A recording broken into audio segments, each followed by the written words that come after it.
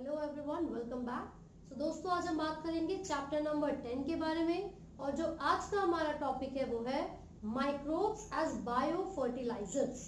तो जो micro organisms है यानी कि माइक्रोब्स, वो बायो फर्टिलाइजर्स की तरह कैसे एक्ट करेंगे। Bio fertilisers, it could be as also, ठीक है। तो जो बायो फर्टिलाइजर्स है उसका मतलब क्या है, सबसे पहला जो टर्म है उसी का मतलब पता होना जरूरी है ना। तो देखिए, ऐसे लिविंग ऑर्गेनिजम्स या फिर ऐसे माइक्रो ऑर्गेनिजम्स जो कि सॉइल की न्यूट्रिएंट क्वालिटी को इंक्रीज करेंगे, साथ ही साथ सॉइल को फर्टाइल बनाएंगे, है ना। तो बायो फर्टिलाइजर को हम यहाँ पर डिफाइन कर देते हैं। Let me right it here. The organisms that enrich the nutrient quality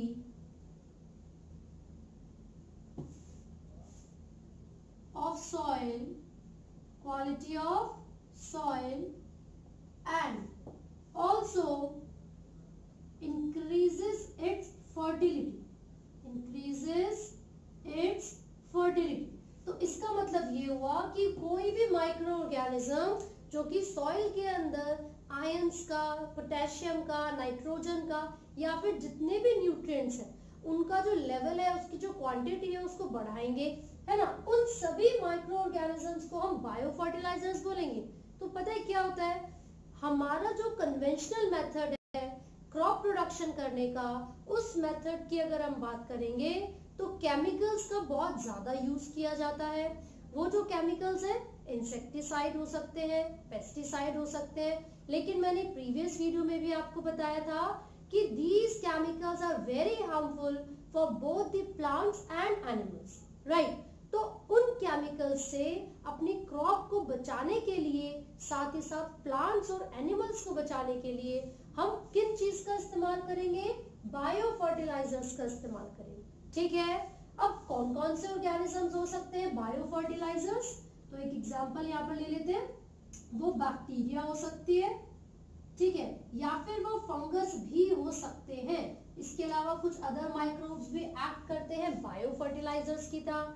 और क्योंकि हमारी पॉपुलेशन इतनी बढ़ती जा रही है तो जो क्रॉप की डिमांड है यानी कि जो फूड प्रोडक्शन की डिमांड है वो भी इंक्रीज होती जा रही है।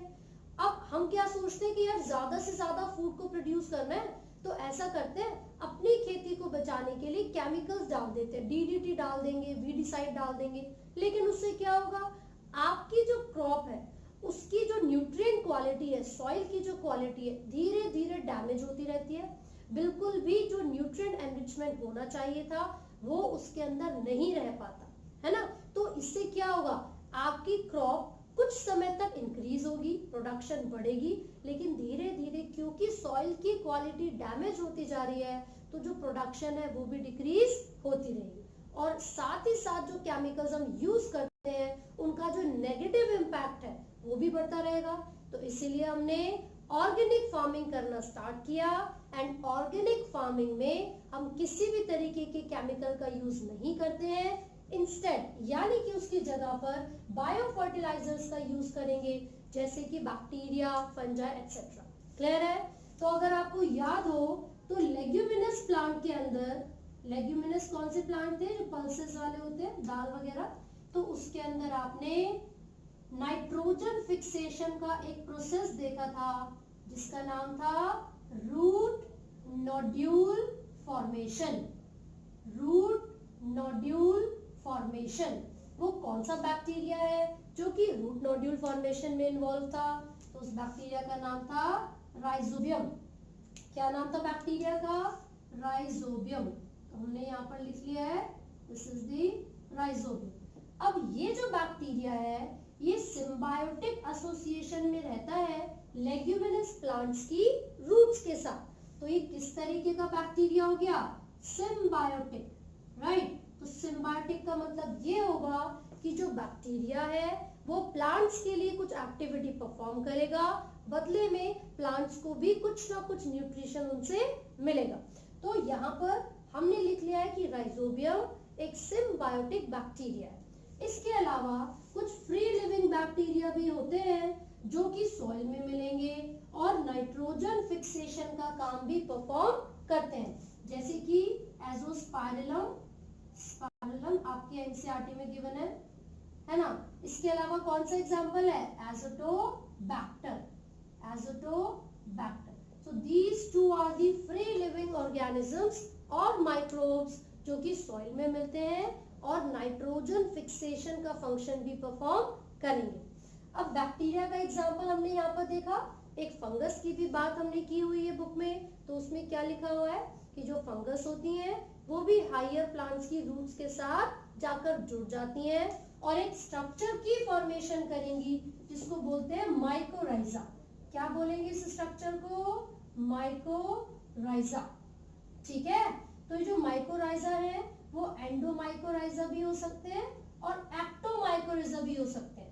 Endo which are formed inside the structure, root के अंदर, और जो बाहर के सरफेस पर होंगे वो एक्टो होंगे। ठीक है ना। अब इसके आगे अगर हम बात करें तो इसके जीनस के बारे में पूछा जाता है। जो माइकोराइजा का जीनस है आपको एनसीईआरटी में गिवन है ग्लोमस। कौन सा जीनस है, ग्लोमस।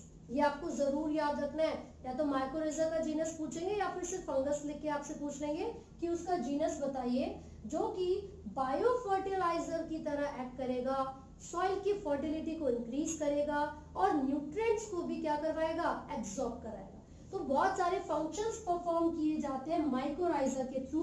वो कौन कौन सा है, एब्जॉर्प्शन ऑफ फॉस्फोरस, नेक्स्ट भाई एब्जॉर्प्शन ऑफ फॉस्फोरस के अलावा भी तो कुछ फंक्शन परफॉर्म करता होगा।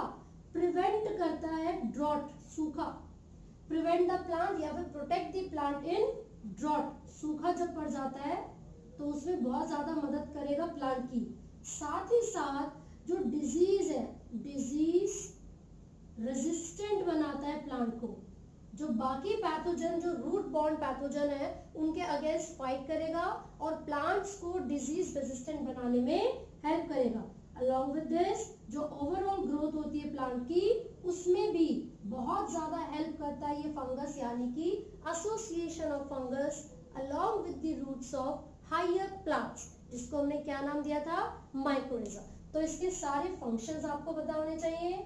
साथ ही साथ जब हम पैडी फील्ड के बारे में बात करते हैं, यानी कि राइस की खेती के बारे में बात करेंगे, तो उसमें साइनोबैक्टीरिया मिलते हैं।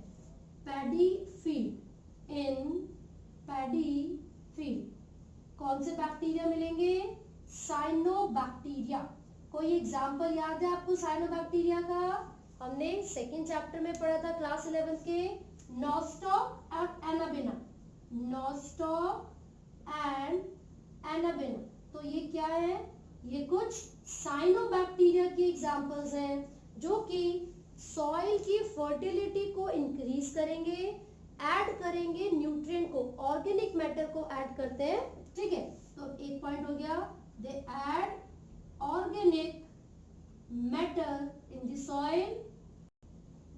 दूसरा, increase the fertility of the soil, increase the fertility of the soil. तो ये हमने बायो फर्टिलाइजर्स के बारे में बात की है। This is all about this particular topic. ये सारी चीजें आपको बहुत अच्छे से याद रखनी है, इनके एग्जाम्पल्स याद रखने हैं, क्योंकि पूरा चैप्टर ही माइक्रोब्स के बारे में। तो जो बैक्टीरिया है या फिर जो फंगस है, जो सॉइल को क्या करेगा, न्यूट्रिएंट रिच बनाएगा, उसकी फर्टिलिटी को बढ़ाएगा, उन सभी को बायो फर्टिलाइजर्स कहते हैं।